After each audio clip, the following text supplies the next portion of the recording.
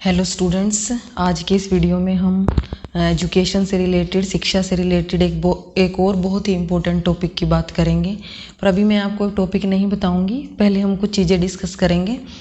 हम बात करते हैं अगर कि हम किसी कंट्री के किसी देश के एजुकेशनल सिस्टम की, वहाँ की शिक्षा प्रणाली की बात करें तो शिक्षा प्रणाली में सबसे पहले जब भी शिक्षा प्रणाली बनाई जाती है, जब भी एजुकेशन सिस्टम बनाया जाता है तो सबसे पहले उद्देश्यों का निर्धारण किया जाता है, ऑब्जेक्टिव्स सेट किए जाते हैं। और ये जो ऑब्जेक्टिव सेट किए जाते हैं किसी भी शिक्षा प्रणाली के, वो वहाँ की उस कंट्री की जो नीड है, सोसाइटी की नीड है, और जहाँ जो उस ग्रेड लेवल के, जिस ग्रेड लेवल के लिए आप वो ऑब्जेक्टिव बना रहे हैं, उस ग्रेड लेवल के जो बच्चे हैं उनकी क्या नीड है, उनकी क्या पर्सनल नीड है, क्या इंडिविजुअल नीड है, उस चीज़ को ध्यान में रख के बनाया जाता है। जब भी एजुकेशन सिस्टम बनाया जाता है तो सबसे पहले ऑब्जेक्टिव सेट किए जाते हैं। उसके बाद ऑब्जेक्टिव सेट करने के बाद करिकुलम फ्रेम किया जाता है। करिकुलम के अंदर सिलेबस जो एंड एक्टिविटीज़ जो हैं वो फ्रेम की जाती है, वो सेट की जाती हैं कि किस ग्रेड लेवल पर किस तरह का सिलेबस पढ़ाया जाएगा और किस तरह की एक्टिविटीज़ कराई जाएंगी। इसके बाद करिकुलम फ्रेम करने के बाद उस करिकुलम को, उस सिलेबस को क्लासेस के अंदर स्टूडेंट्स को पढ़ाया जाता है, जिसको हम टीचिंग लर्निंग प्रोसेस बोलते हैं। और टीचर उसको पढ़ाता है।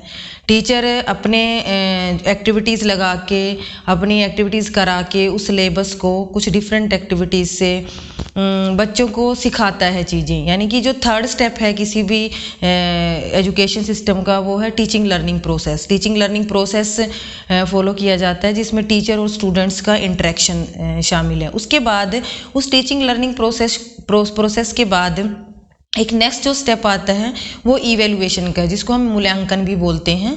उसके बाद अब हमें ये भी देखना होता है कि जो हमने एजुकेशन के ऑब्जेक्टिव सेट किए, जिनके लिए करिकुलम बनाया, इतना टाइम लगाया, उसके बाद टीचिंग लर्निंग स्कूल में उस करिकुलम को पढ़ाया, उस सिलेबस को पढ़ाया, तो उसके बाद हमें ये भी चेक करना है कि जो हमने ऑब्जेक्टिव बनाए थे, जो एजुकेशन के ऑब्जेक्टिव सेट किए थे, क्या वो अचीव हुए हैं या नहीं हुए हैं।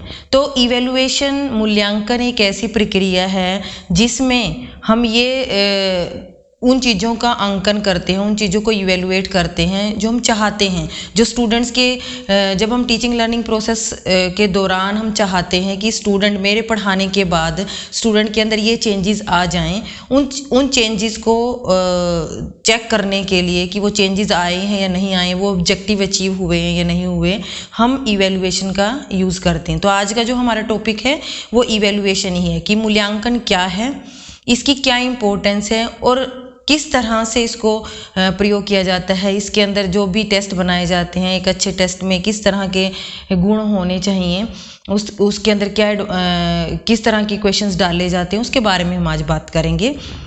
तो अगर हम मूल्यांकन की बात करें, मूल्यांकन दो शब्दों के मेल से बना है। मूल्य जमा आंकन मीन्स मूल्य को आंकना, वैल्यू जजमेंट, किसी चीज़ को वैल्यू देना।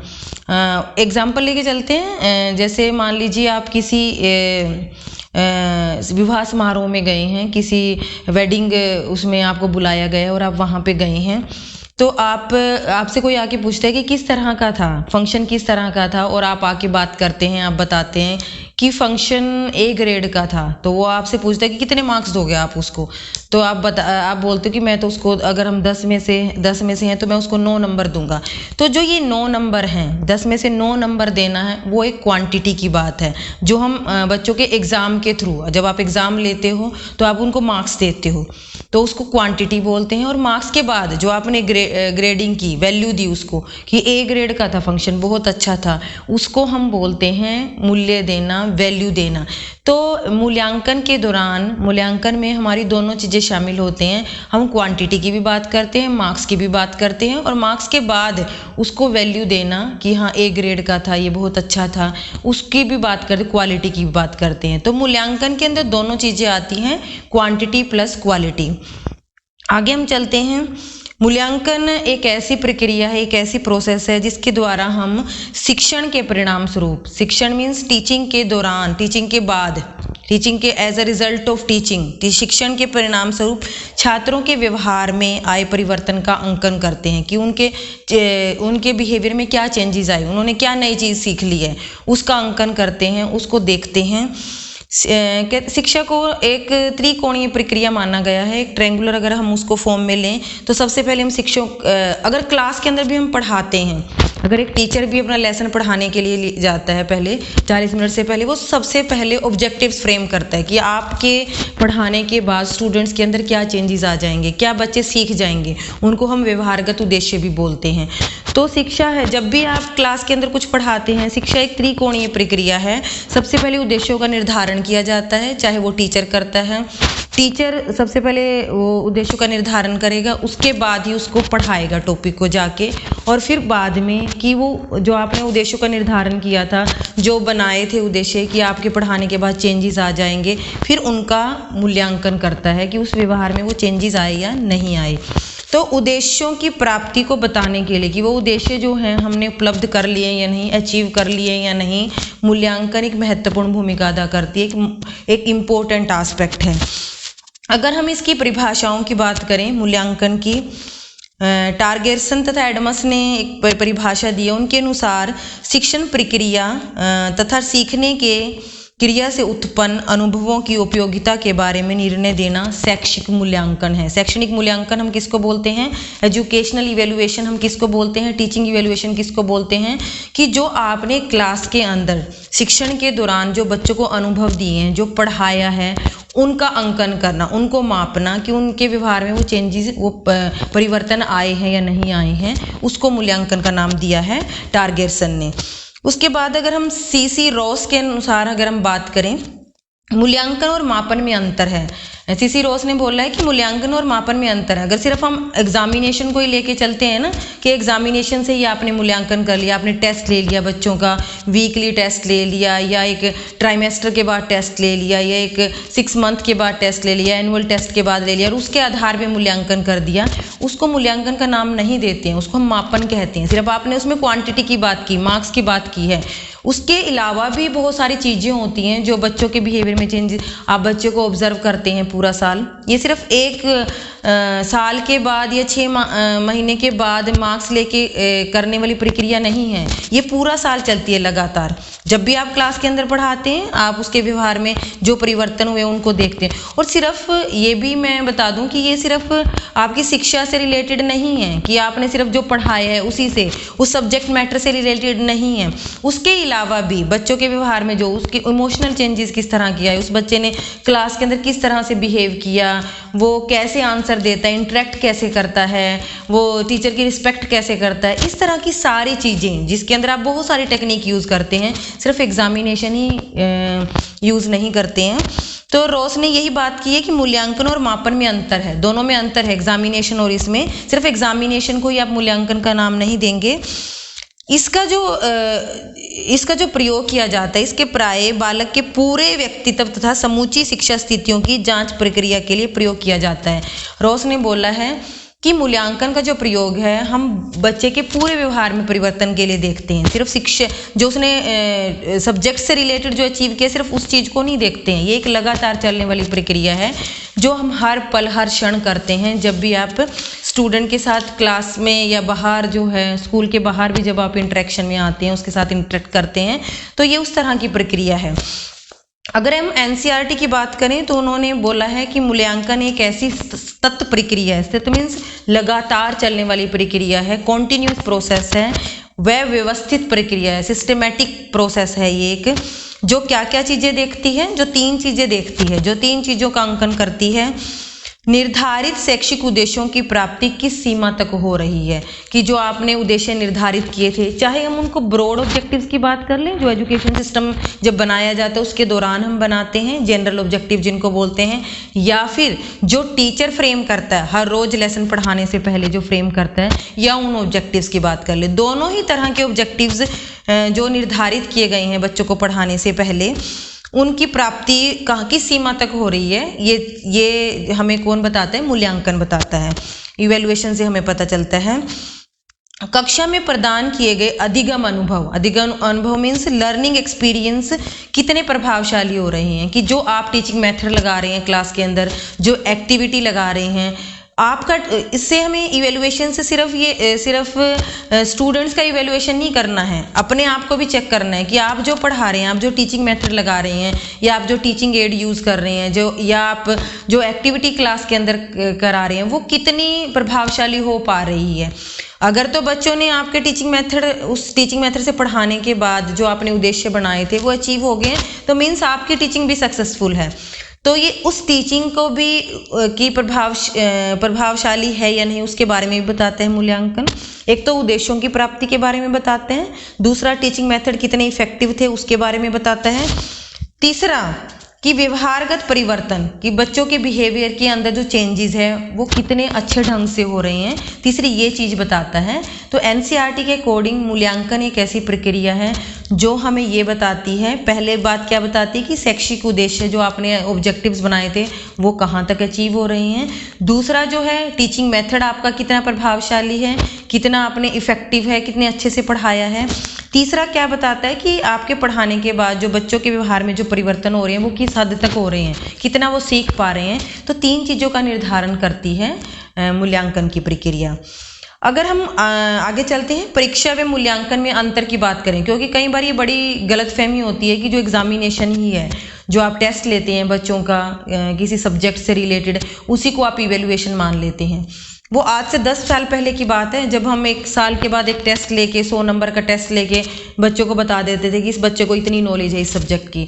पर अब जो है वो सिनेरियो चेंज हो चुका है। हम सिर्फ बच्चे की एक सब्जेक्ट के अंदर, और हम क्या करते थे उस टाइम पे कि बच्चा अगर और सारे सब्जेक्ट में पास है और सिर्फ 2 सब्जेक्ट में मैथ या साइंस में फेल है, तो उसको पूरे एंटायर कोर्स में ही फेल कर दिया जाता था। जबकि हो सकता है कि उसको दूसरे सब्जेक्ट्स आते हैं और मैथ और साइंस नहीं आता है, तो आप एक सब्जेक्ट के बेस पे उसको पूरे कोर्स में कैसे फेल कर सकते हैं। तो अब सिनेरियो चेंज हो चुका है, अब हम सिर्फ एक सब्जेक्ट की बात करते हैं, मूल्यांकन की बात करते हैं कि बच्चे का शायद उस सब्जेक्ट में ना इंटरेस्ट हो, दूसरी एक्टिविटीज़ में ज़्यादा इंटरेस्ट हो, तो हम पूरा साल बच्चे को इवेलुएट करते हैं। आप ऑब्जर्व करते हैं बच्चे को, उसकी एक्टिविटीज़ का रिकॉर्ड रखते हैं कि उसने और किस एक्स्ट्रा एक्टिविटीज़ में पार्टिसिपेट किया है। वो डांस में बहुत अच्छा है, वो किसी स्पोर्ट्स एक्टिविटी में बहुत अच्छा है, तो पूरा रिकॉर्ड रखा जाता है, ना कि सिर्फ एक एग्जामिनेशन के बेस पे उसको बता दिया जाता है कि स्टूडेंट किस तरह का है। तो परीक्षा और जो मूल्यांकन है उन दोनों में क्या अंतर है, एग्जामिनेशन और इवेल्युएशन में क्या अंतर है, उसकी हम बात करेंगे। परीक्षा का जो क्षेत्र है वो सीमित होता है, अंकन करने का जो मापने का जो क्षेत्र है वो सीमित है, वो सिर्फ सब्जेक्ट तक ही रिलेटेड है कि सब्जेक्ट में उसने कितने मार्क्स अचीव किए। जबकि मूल्यांकन का जो क्षेत्र है वो व्यापक है, उसमें हम हर चीज़ देखते हैं, बच्चे का बिहेवियर किस तरह का है क्लास के अंदर, उसने कितनी एक्स्ट्रा एक्टिविटीज़ में पार्टिसिपेट किए है। अब आप देखना, जब भी स्टूडेंट का रिपोर्ट कार्ड बनाया जाता है आज के प्रेजेंट सिनेरियो के अंदर, तो उसमें सारी चीज़ें इंक्लूड की जाती हैं कि उसने स्पोर्ट्स एक्टिविटीज़ में कितना पार्टिसिपेट किया, उसने कितने मेडल लिए हैं, उसने पेंटिंग में कितना पार्टिसिपेट किया, कितनी एक्टिविटीज़ में उसने पार्टिसिपेट किया, उसका क्लास का बिहेवियर किस तरह का था। टीचर अपने रिमार्क्स भी इंक्लूड करता है कि बच्चा ओबीडियंट था या किस तरह का, और सजेशन भी देता है कि उसके अंदर क्या और चेंजेस की गुंजाइश है। तो मूल्यांकन के अंदर ये सारी है कि विस्तृत प्रक्रिया है जो क्लास के दौरान या स्कूल के दौरान हम बच्चे के हर पल उसको ऑब्जर्व करते हैं। दूसरा जो है डिफरेंस, ये सिर्फ जो परीक्षा है उसको ग्रेडिंग के लिए यूज़ किया जाता है कि आपने 4th क्लास से 5th क्लास में उसको ग्रेडिंग कर दिया, 5th से 6th में कर दी, सिर्फ इसका इतना पर्पज़ है। जबकि मूल्यांकन का जो इवेल्युएशन का जो पर्पज़ है वो क्या है, बच्चे की जो वीकनेस है किसी भी एक सब्जेक्ट एरिया में, पर्टिकुलर एरिया में, उस सब वीकनेस को डायग्नोज करना और उसका इलाज करना, उसके लिए उसको रेमेडी देना है। तीसरा जो है, जो एग्जामिनेशन जो है वो टाइम लिमिट होती है, उसमें वीकली आप टेस्ट ले लेते हैं, मंथली ले लेते हैं, ट्राइमेस्टर ले लेते हैं। जबकि जो इवेल्युएशन है उसका कोई टाइम लिमिट नहीं है, हम उसको हर पल करते हैं, जब भी क्लास के अंदर पढ़ाते हैं या स्कूल के अंदर जब भी इंटरेक्ट करते हैं, चाहे वो असेंबली है, चाहे वो आप किसी भी तरह के, बच्चा कॉरिडोर में घूम रहा है तब भी आप उसको ऑब्जर्व कर रहे हैं कि उसका किस तरह का बिहेवियर है, और टीचर के दिमाग में सारी पिक्चर बनी होती है कि क्या उसका स्टूडेंट किस तरह का है। तो एक कॉन्टीन्यूस प्रोसेस है, हमेशा चलने वाली प्रक्रिया है। अगर हम इवेल्युएशन की बात करें तो जो एग्जामिनेशन है उसके लिए जो हम टेक्निक यूज़ करते हैं वो ओरल टेस्ट ले लिया आपने, मौखिक परीक्षा है या लिखित परीक्षा है या प्रयोग परीक्षा है, प्रैक्टिकल टेस्ट ले लिए। जबकि इवैल्यूएशन के लिए, मूल्यांकन के लिए बहुत सारी टेक्निक्स यूज़ की जाती हैं। ऑब्जर्व करना, रेटिंग करना, बच्चे का असाइनमेंट लेना, उसका क्लास के उसकी इंटरेक्शन किस तरह की है, उसने एक्टिविटीज़ में पार्टिसिपेट कितना किया है, तो ये सारी टेक्निक हम इवैल्यूएशन के अंदर रखते हैं। नेक्स्ट अगर हम बात करें दोनों के डिफरेंस की, यहाँ पे जो है एग्जामिनेशन के लिए, एग्ज़ाम लेने के लिए आपके को टीचिंग सिचुएशंस रिक्वायर्ड ही होती हैं कि आपकी शिक्षण स्थिति जो है वो रिक्वायर्ड होती हैं, उनको ज़रूरी है। जबकि इवेलुएट करने के लिए आपको टीचिंग लर्निंग क्लास की ज़रूरत नहीं होती है, एक फॉर्मल इन्वायरमेंट की ज़रूरत नहीं होती है। अगर आप इनफॉर्मली भी अगर क्लास से बाहर भी अगर स्टूडेंट से बात कर रहे हैं तो वो उस टाइम भी हम इवेलुएट करते हैं उसको, स्टूडेंट को। तो ये एक फॉर्मल इवेलुएशन जो है एक फॉर्मल कंसेप्ट नहीं है कि सिर्फ आपने क्लास के दौरान ही किया है। पूरा टाइम स्टूडेंट को, पूरा टाइम क्लास के अंदर, क्लास के बाहर, हमेशा आप उसको इवेलुएट करते हैं। तो यहाँ पे टीचिंग लर्निंग प्रोसेस की या टीचिंग सिचुएशन की ज़रूरत नहीं होती है इवेलुएशन के लिए। तो ये डिफरेंस थे एग्जामिनेशन और इवेलुएशन में। अगर हम बात करें इंपॉर्टेंस ऑफ इवेलुएशन की, क्या इंपॉर्टेंस है, क्यों हमने इवेलुएशन का कॉन्सेप्ट यूज़ किया। चला तो आ ही रहा था एग्जामिनेशन का कॉन्सेप्ट में, स्टूडेंट्स को एग्जाम के द्वारा ग्रेडिंग कर तो रहे थे, तो इवेलुएशन को क्यों प्रयोग किया गया, क्यों नया कॉन्सेप्ट ये लेके आया गया एजुकेशन सिस्टम में। फर्स्ट अगर हम इसकी बात करें, भावी शिक्षा की तैयारी का आधार, कि अगर हम प्रेडिक्ट कर सकते हैं इवेलुएशन के बेस पे कि ये स्टूडेंट किस तरह का है, ये पेंटिंग में अच्छा है तो आप इसको इसी फील्ड में एडमिशन दिलाइए आगे जाके, या साइंस में अच्छा है तो आप इसको नॉन मेडिकल ही दिलाइए। तो हम प्रेडिक्शन कर सकते हैं किसी भी स्टूडेंट की एजुकेशन के बारे में, अगर आप उसको रेगुलरली इवेलुएट करते हैं। टीचर अगर रेगुलरली इवेलुएट करता है तो वो पेरेंट्स टीचर मीटिंग में उनके पेरेंट्स को भी उस चीज़ के बारे में आगाह कर सकता है कि आपका बच्चा इस एक्टिविटी में अच्छा है तो आप इसको इसी कोर्स में एडमिशन दिलाइए, ताकि उसकी एनर्जी दूसरे कोर्स में जाके वेस्ट ना हो। दूसरा जो है इसकी जो इम्पोर्टेंस है, विषयगत कमजोरियों का ज्ञान होना, यानी कि जो एक सब्जेक्ट के अंदर जो बच्चे की वीकनेस है, मैथ्स के अंदर है या किसी और सब्जेक्ट के अंदर है, इंग्लिश के अंदर है, उसका पता चल जाता है हमें इवेल्युएशन से कि उसको सब्जेक्ट एरिया के अंदर क्या प्रॉब्लम है और उसको आप उसका इलाज कर सकते हैं और बच्चे की एनर्जी को डिस्ट्रैक्ट होने से बचा सकते हैं, उसको डीमोटिवेट होने से बचा सकते हैं।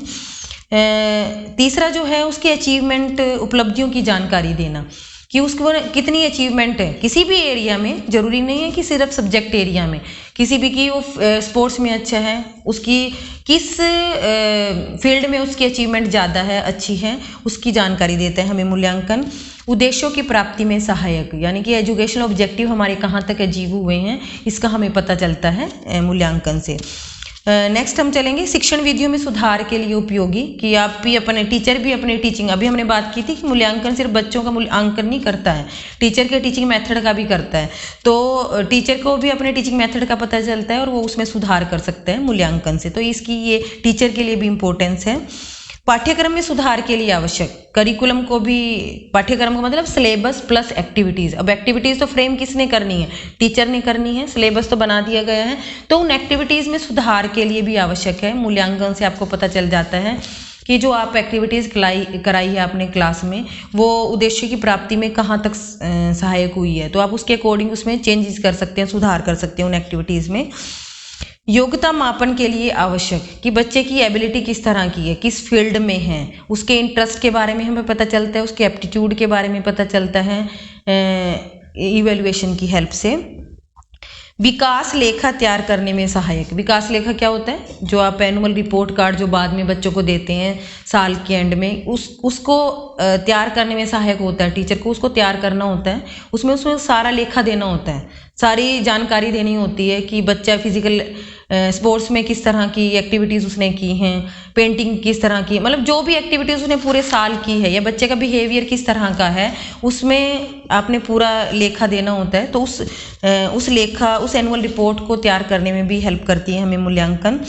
विद्यार्थियों के वर्गीकरण में सहायक, वर्गीकरण मीन्स उनको आप क्लासिफिकेशन कर सकते हैं कि, क्योंकि हमें ज़्यादा जो अटेंशन जो हमें देनी होती है वो गिफ्टेड जो चाइल्ड होते हैं या जो स्लो लर्नर हैं, जो मेधावी जो छात्र है, जिनको आप गिफ्टेड चाइल्ड बोलते हैं, या फिर जो स्लो लर्नर है, कमज़ोर है, उनको लिए हमें एक्स्ट्रा एफर्ट्स की ज़रूरत होती है। तो ऐसे विद्यार्थियों के वर्गीकरण में सहायक होती है। मूल्यांकन से हमें पता चल जाता है कि कौन से जो बच्चे हैं वो गिफ्टेड हैं, कौन से जो हैं वो स्लो लर्नर्स हैं। उसके अकॉर्डिंग ही आप उनको आगे उन एक्टिविटीज़ करा सकते हैं, उनको कुछ आगे नेक्स्ट पढ़ा सकते हैं।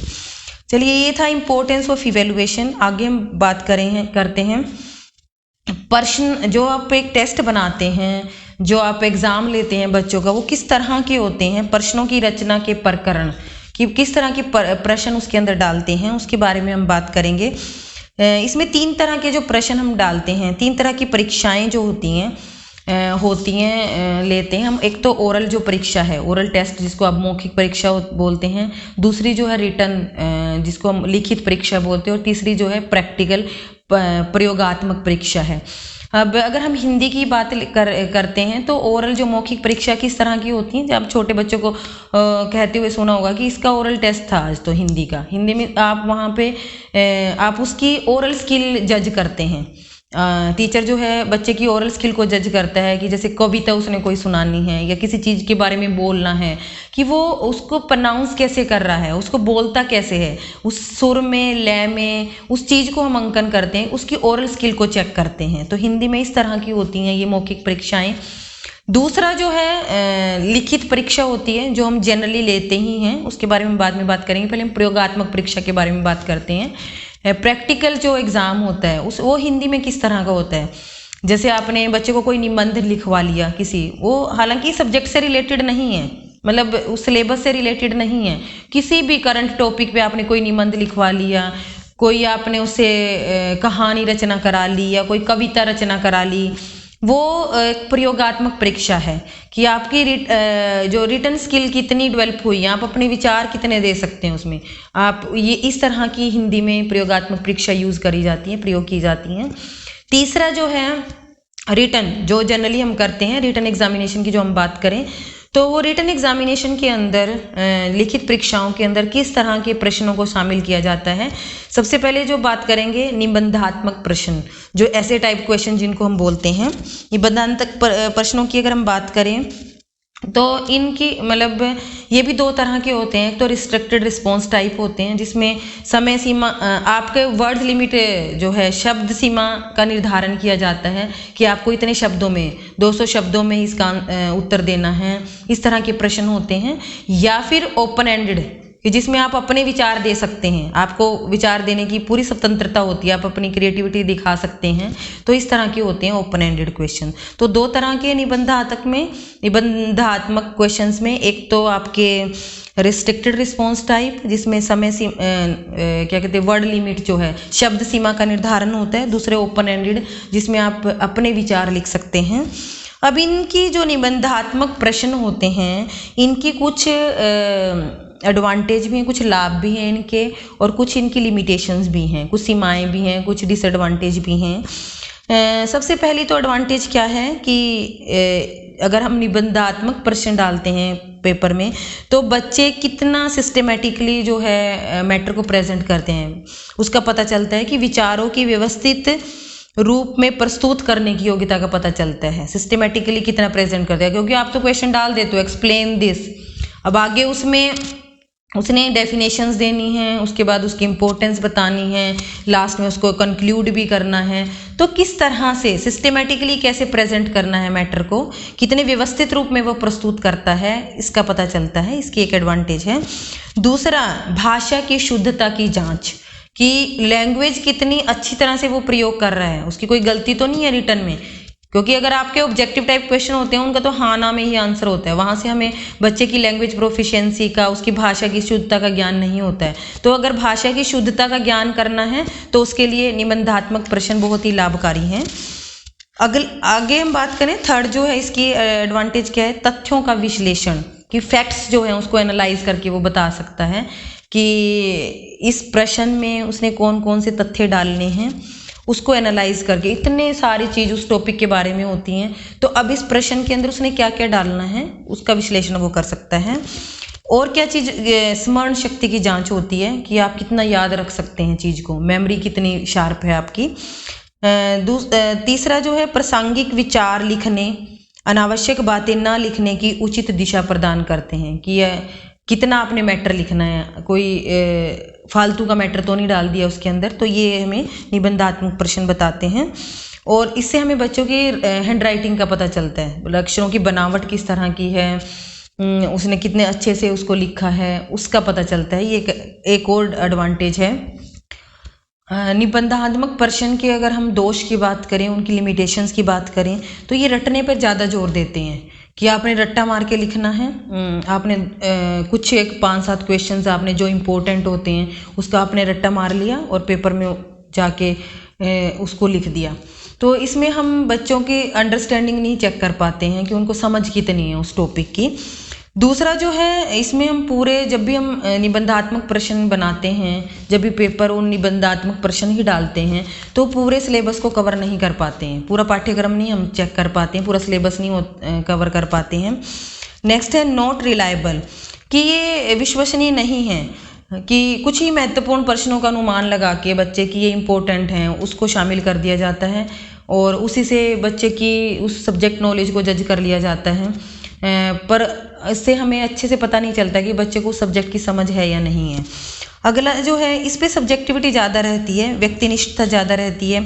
कई बार टीचर क्या होता है कि बच्चे की बड़ी सुंदर लिखाई है तो अंदर जो मैटर लिखा है उसने उसको पढ़ता ही नहीं है, उस सुंदर लिखाई को देख के ही वो उसके मार्क्स दे देता है। तो ये एक व्यक्तिनिष्ठता है कि सब्जेक्ट के ऊपर डिपेंड करता है, उस टीचर के ऊपर डिपेंड करता है कि वो किस चीज़ को ज़्यादा अहमियत देता है। अगला जो है, जो मार्क्स देना है, जो वो टीचर के स्वभाव पर भी निर्भर करता है। जैसे जो कुछ कोमल हृदय वाले जो टीचर होते हैं वो मार्क्स ज़्यादा देते हैं, और जो कठोर हृदय वाले होते हैं वो बहुत कम मार्क्स देते हैं। तो इस तरह से वहाँ पे मार्क्स का डिफरेंस आ जाता है। प्रश्न भी हमें स्पष्ट नहीं होते हैं। कई बार आपने भी देखा होगा, आपके बीएड में भी जो प्रश्न आते हैं, एक्सप्लेन करिकुलम इंटीग्रेशन प्रोसेस, अब हमें नहीं पता चलता कि इसमें लिखना क्या है। अब इंटीग्रेशन प्रोसेस में हमें उसकी इम्पोर्टेंस लिखनी है या उसकी डेफिनेशंस ही डालनी है, कि टू द पॉइंट नहीं होते हैं क्वेश्चंस, तो उसको समझना थोड़ा मुश्किल होता है। यहाँ पर जो है बच्चों का जो नॉलेज कितनी हुई है, उसको अंडरस्टैंडिंग, ज्ञानात्मक पक्ष उसको बोलते हैं, उसके ऊपर ध्यान नहीं दिया जाता है। सिर्फ जल्दी पाठ्यक्रम, टीचर भी क्या करता है कि पाठ्यक्रम को, करिकुलम को, सिलेबस को ख़त्म करवाने पे लगा रहता है और बाद में फिर ये क्वेश्चंस आए हुए हैं पिछले 10 साल के क्वेश्चन पेपर उठा के कि ये क्वेश्चंस इंपॉर्टेंट है, ये आए हुए हैं। चाहे बच्चे को उसकी नॉलेज हुई है या नहीं हुई है, उसको उस चीज़ से कोई मतलब नहीं है, उस सिलेबस को समझ आया है या नहीं आया है, सिर्फ उसको एग्जामिनेशन की तैयारी करने पर ही जोर रहता है। तो ये कुछ दोष थे इसके, ऐसे टाइप क्वेश्चंस के। अब इसके सुधार और उपाय, कैसे इनको सुधारा जा सकता है। इसकी एडवांटेज बहुत ज़्यादा हैं ऐसे टाइप क्वेश्चंस की। तो इसको कैसे सुधारा जा सकता है कि पूरे पाठ्यक्रम को इसके अंदर शामिल किया जाए। जो ऐसे टाइप क्वेश्चंस बनाए जाते हैं वो 20-20 नंबर के या 40-40 नंबर के ना बनाए जाएं। आप उसके लिए कुछ मार्क्स निर्धारित कर दीजिए कि 5 नंबर का क्वेश्चन ही होगा और आपने इसमें अपने विचार देने हैं। और अंक निर्धारित करने चाहिए हर पार्ट के, कि अगर आप डिफाइन करते हो तो उसके 4 नंबर हैं, इंपॉर्टेंस बताते हैं तो इस तरह से अंकों का निर्धारण हो। नेक्स्ट जो है कि जांच के समय भी सावधानी रखनी चाहिए टीचर को भी, कि आपने सिर्फ सुंदर लिखाई देख के ही मार्क्स नहीं देने हैं, उसका सब्जेक्ट मैटर भी चेक करना है। और इसके लिए टीचर को प्रॉपर टाइम भी हो। ये भी सिर्फ टीचर की गलती नहीं होती है। एक समय निर्धारित कर दिया जाता है कि आपने एक दिन में ही सारे पेपर चेक करके देने हैं, तो उसको पूरी तरह से नहीं पढ़ पाता, उसको भी वो डेडलाइन पूरी करनी होती है। तो एक प्रॉपर टाइम दिया जाए उस टीचर को भी उस पेपर को चेक करने के लिए, ऐसे टाइप क्वेश्चंस को चेक करने के लिए। और इसके लिए जिस तरह से हम ऑब्जेक्टिव टाइप क्वेश्चंस के लिए एक आंसर की बनाते हैं, एक उत्तर तालिका निर्धारित करते हैं कि बच्चे ने अगर ये आंसर लिखा है तो ये आंसर ठीक है, तो इसके लिए भी एक उत्तर तालिका आंसर की बनाई जानी चाहिए पहले से ही। और वो उत्तर तालिका ही जब भी टीचर कोई चेक करता है उसको पकड़ा दी जाए, ताकि वो उसको देख के कि बच्चे ने ये आंसर लिखा है तो आप उसको इतने मार्क्स दो। अब हम बात करते हैं आगे वस्तुनिष्ठ परीक्षा की। वस्तुनिष्ठ प्रश्नों की बात करेंगे, ऑब्जेक्टिव टाइप क्वेश्चन जिसको बोलते हैं। इसमें भी 2 तरह के क्वेश्चन होते हैं, एक तो रिकॉल टाइप, याद करके आपने जो लिखने हैं, और दूसरा जो होते हैं रिकॉग्निशन टाइप, जो पहचान के लिखने होते हैं। रिकॉल टाइप में कौन से क्वेश्चन आते हैं, जैसे एक शब्द में आपने उत्तर देना है, एक लाइन में या एक वाक्य में आपने उत्तर देना है, उसको हम वस्तुनिष्ठ प्रश्न बोलते हैं, उसको हम रिकॉल टाइप प्रश्न बोलते हैं कि आपने एक ही वाक्य में उसका आंसर देना या एक ही शब्द में देना है। दूसरे इसमें कैसे आते हैं, जो फिलअप्स टाइप्स हैं, फिलअप जो है आपने फिलअप्स टाइप्स जो क्वेश्चन है, पूर्ति परीक्षा जिसको बोलते हैं, कंप्लीशन टाइप, वो भी रिकॉल टाइप का ही एक उदाहरण है। तो दो तरह के क्वेश्चन इसमें शामिल किए जाते हैं रिकॉल टाइप में, जो याद करके आपने लिखने होते हैं। एक तो फिलअप्स टाइप्स, कंप्लीशन टाइप, और दूसरा वन वर्ड आंसर। और रिकॉग्निशन टाइप जो पहचान के आपने आंसर लिखना होता है, उसमें है ट्रू फॉल्स, सत्य सत्य, आपने सोच के, आपने पहचान के कि हाँ यही, आपको सब कुछ दिया जाता है। जैसे मान लीजिए, मैं एग्जांपल लेते हैं, गोदान जयशंकर प्रसाद का उपन्यास है, ये ट्रू है या फॉल्स है, आपको स्टेटमेंट दे दी गई है। दूसरा होते हैं इसमें रिकॉग्निशन टाइप में मल्टीपल चॉइस क्वेश्चंस, एक क्वेश्चन के आपके ऑप्शन दिए होंगे, आपको ऑप्शन को पहचान के टिक करना होता है सिर्फ। अगला इसके अंदर होते हैं मैचिंग टाइप, आपको कॉलम ए और कॉलम बी में कुछ आपको स्पेसिफिक वर्ड्स या सेंटेंस दिए होते हैं, जिनको आपको पहचान के जिसके साथ रिलेशन है उसको आपने मैच करना होता है। अगला है इसमें रीअरेंजमेंट टाइप, जिसको हम व्यवस्थीकरण जांच भी बोलते हैं। जैसे आपने सेंटेंस दे दिया, दृश्य है सुंदर प्रकृति का, अब इसको आपने एक्चुअल जो वाक्य है, सही जो वाक्य है वो बनाना है, अरेंज करके, शब्दों को अरेंज करके, इसको रीअरेंजमेंट टाइप बोलते हैं। अब जो ये वस्तुनिष्ठ जो प्रश्न है, ऑब्जेक्टिव टाइप जो प्रश्न हैं, इनके कुछ गुण हैं, कुछ एडवांटेज हैं, उसकी बात करेंगे। एक तो इसमें ऑब्जेक्टिविटी रहती है, इसके लिए आपके पास आंसर की है, टीचर के पास आंसर की होती है। टीचर का अपना कोई रवैया नहीं है कि ये आंसर दिया है तो आपने उस तरह का ही आपने उसको मार्क्स देने हैं, टीचर की अपनी कोई सब्जेक्टिविटी नहीं है। दूसरा जो है, इसमें जब भी प्रश्न बनाए जाते हैं, ऑब्जेक्टिव टाइप जो क्वेश्चन होते हैं, उसमें पूरा करिकुलम आ जाता है, उसको पूरे करिकुलम से आप क्वेश्चन बना सकते हैं, और बड़ा ही प्रैक्टिकल एक टेस्ट होता है ये, इसमें कोई सब्जेक्टिविटी की गुंजाइश नहीं होती है, रिलायबल है कि जितनी आपको नॉलेज है आपको उसके इतने ही मार्क्स मिलेंगे। इस पे रटने पे जोर नहीं दिया जाता है। क्वेश्चन जो होते हैं समझना बड़ा आसान होता है, सरल होता है छात्रों के लिए, और टाइम जो है ज़्यादा वेस्टेज नहीं होती है। आप छात्रों की जो है टाइम वेस्ट जब वो करते हैं तो टाइम वेस्टेज ज़्यादा नहीं होती है। आपने क्वेश्चन पढ़ा, उसका आंसर आपने टिक किया या लिखा एक वर्ड में, वैलिड है ये, इसके आंसर की टीचर के पास होती है, और उसको उसी के, आजकल तो ये कंप्यूटर से भी चेक कर दिए जाते हैं, आंसर की आप डाल देते हैं तो सॉफ्टवेयर बना दिए जाते हैं, उससे भी चेक हो जाते हैं। इसके कुछ डिफेक्ट्स भी हैं, जहाँ इसकी इतनी सारी एडवांटेज हैं ऑब्जेक्टिव टाइप क्वेश्चंस की, इसके कुछ डिफेक्ट्स भी हैं, कुछ डिसएडवांटेज भी हैं।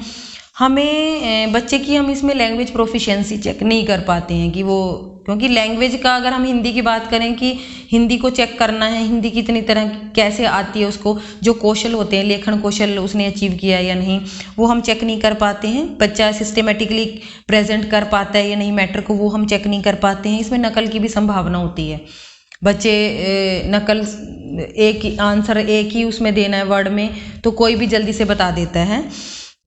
इसको बनाना, प्रश्न पत्र, इस तरह के प्रश्न पत्रों को बनाना भी बहुत मुश्किल काम होता है, जो भी बनाता है, जो भी टीचर इसको फ्रेम करता है उसके लिए।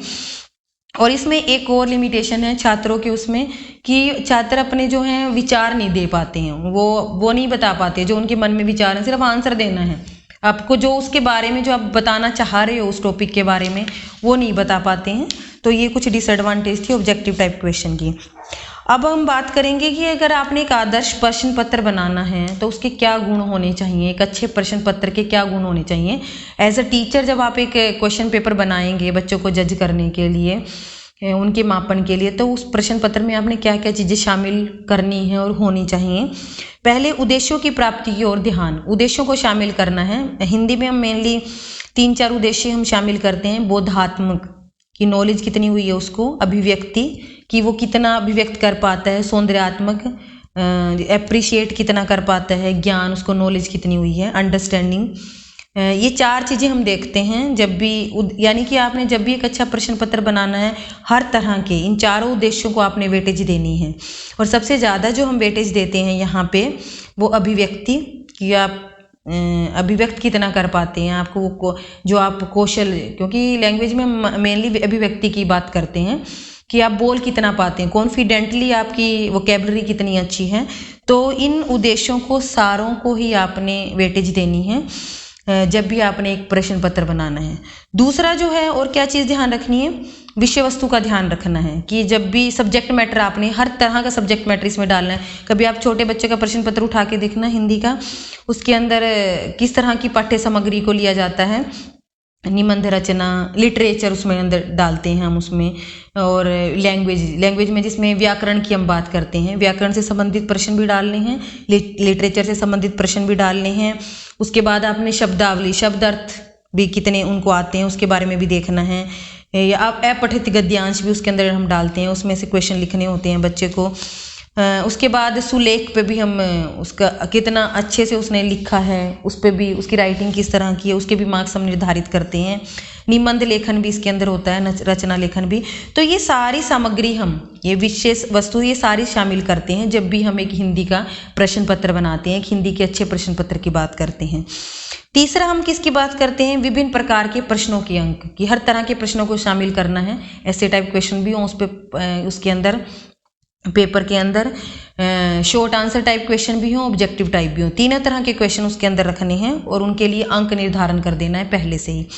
नेक्स्ट है उसके लिए जब भी आप प्रश्न पत्र बनाते हैं उसके लिए एक ब्लूप्रिंट तैयार करना है, रूपरेखा जिसको हम बोलते हैं, उसके बाद ही प्रश्न पत्र बनाना है। उसके बाद हम प्रश्नों का निर्धारण, ब्लूप्रिंट बनाने के बाद आपने प्रश्न पाठ्य पुस्तक से आपने प्रश्न लेके उसके अंदर डाल देने हैं। उसके बाद परीक्षार्थियों के लिए निर्देश, जो हम नोट लिखते हैं ऊपर, वो भी निर्देश भी शामिल करने हैं प्रश्न पत्र के अंदर। आंसर की बनानी है, उसकी उत्तर तालिका भी बनानी है। अगला है अंकों का निर्धारण भी करना है कि किस पार्ट के कितने अंक हैं उसका निर्धारण करना है। परीक्षक को निर्देश, जो टेस्ट ले रहा है जो परीक्षक, उसके लिए भी, जो सिर्फ स्टूडेंट्स के लिए ही आपने इंस्ट्रक्शंस नहीं देनी है, परीक्षक के लिए भी निर्देश होने चाहिए उसके अंदर। समय का निर्धारण कि कितने टाइम का है ये पेपर आपका, कितने, मतलब ये भी सोच के रखना है कि जो आप क्वेश्चन डाल रहे हैं उस पेपर के अंदर वो इतने टाइम में, अगर 3 आवर्स का पेपर है, वो 3 घंटे का पेपर है, तो क्या जो आपने क्वेश्चन डालने फ्रेम किए वो इस 3 घंटे में पूरे हो जाएंगे या नहीं हो जाएंगे, या आपने ब्लाइंडली उठाई और क्वेश्चन उसके अंदर डाल दिए हैं। तो समय का निर्धारण करना है। उसके बाद प्रश्न पत्र का बनाने के बाद आपने उसको एनालाइज भी करना है, स्टूडेंट्स के पॉइंट ऑफ व्यू से उसको देखना भी है, ठीक है, प्रश्न पत्र का विश्लेषण जिसको बोलते हैं। तो ये सारे जो पॉइंट हैं हम एक अच्छे प्रश्न पत्र के अंदर प्रयोग करते हैं, सेलेक्ट करते हैं। और ये सारी जो चीज़ें थी मूल्यांकन से रिलेटेड थी, इवेल्युएशन से रिलेटेड थी। होप है कि आपको क्लियर हो गया होगा टॉपिक। अगर आपको ये वीडियो पसंद आया है तो आप इसको, चैनल को सब्सक्राइब कीजिए, लाइक कीजिए और कमेंट जरूर कीजिए। Thanks for watching this video.